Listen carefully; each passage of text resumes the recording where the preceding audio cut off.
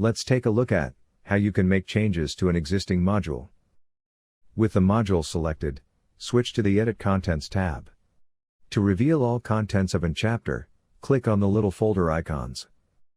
As you can see, every folder as well as every content has this little button, which when clicked, opens this menu from where you can add chapters or progress checks, etc., or further down, gives you the option to rename or completely remove content from this module. Now, for example, let's say you want to delete this particular MP4 movie. Click on its side button and select Remove. To add an additional file as content from your computer, click the side button of the chapter you want to add the content into, select Add Content down here. From where it says please choose a file, click Browse and choose your file in the prompt.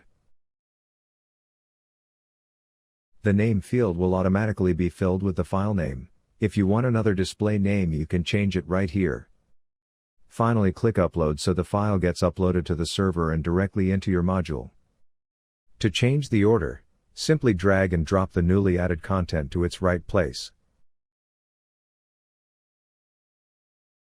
Click the Save button to save all changes made.